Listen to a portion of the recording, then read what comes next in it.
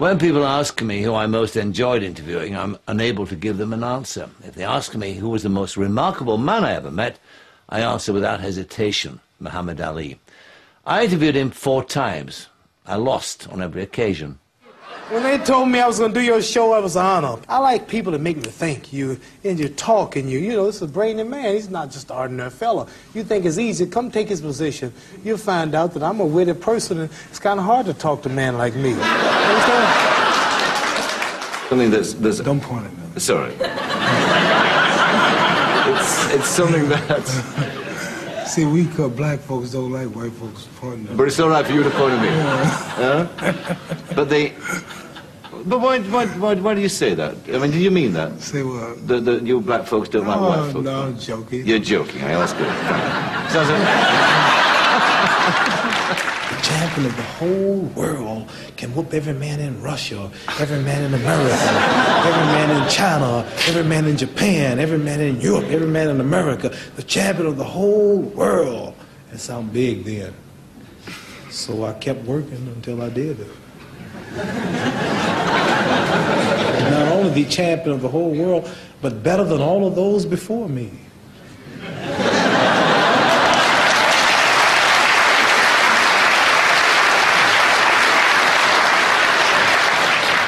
I'm not going to argue with you. You're not as dumb as you look.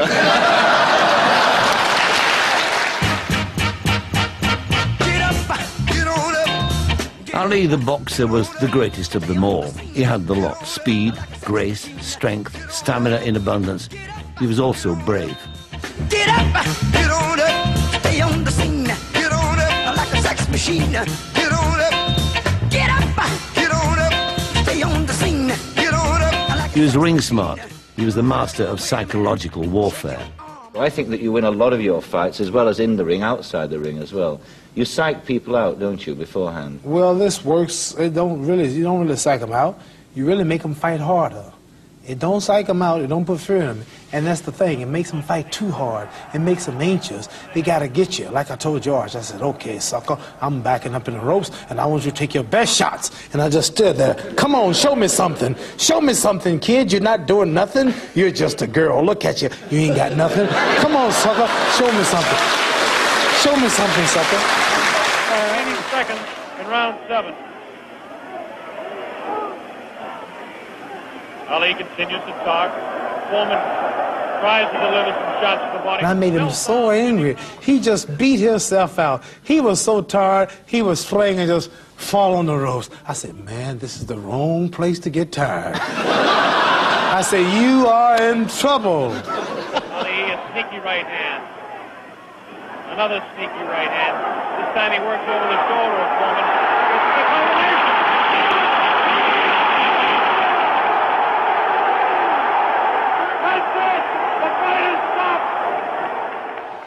The fight with Foreman revealed Ali the psychological warrior. What defined him as a pugilist, a fighter of great speed of limb and thought, an opponent of limitless courage, a true champion, were the 3 fights with Joe Frazier. One of which nearly occurred on a talk show I co-hosted in America with Dick Cavett.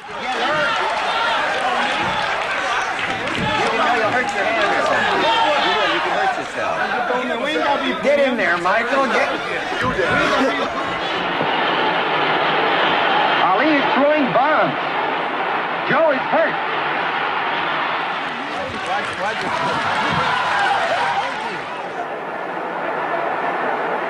A pulverizing left hook sends Ali to the canvas.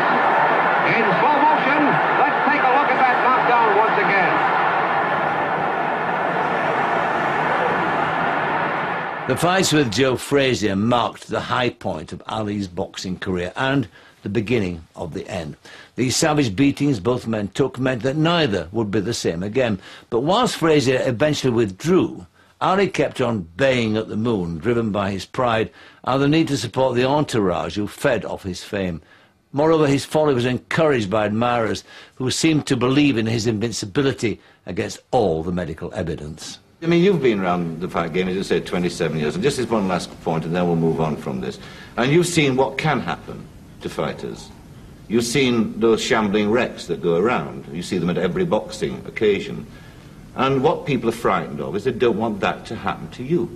What? Be a shaman, really? That's right. Yeah. I'm a long ways from being a shaman. Oh, I'm not suggesting you are now. I'm saying that's what they're frightened that might happen.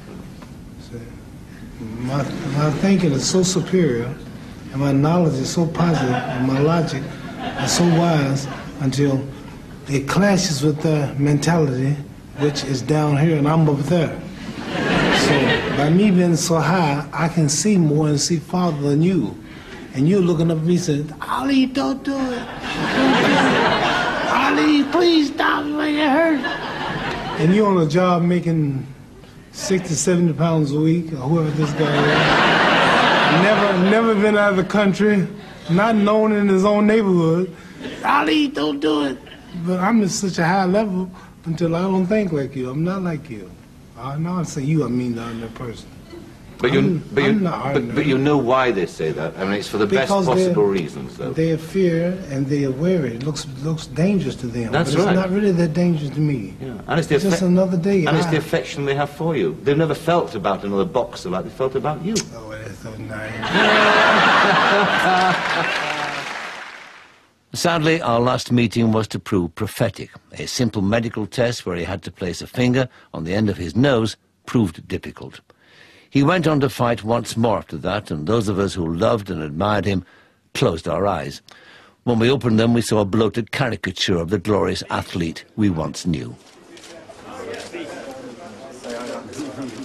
To meet him was to be aware of a remarkable, unusual presence, not altogether accounted for by size or reputation. He was just different from the rest of us. His is an amazing story of a singular man who touched all our lives as only great entertainers can.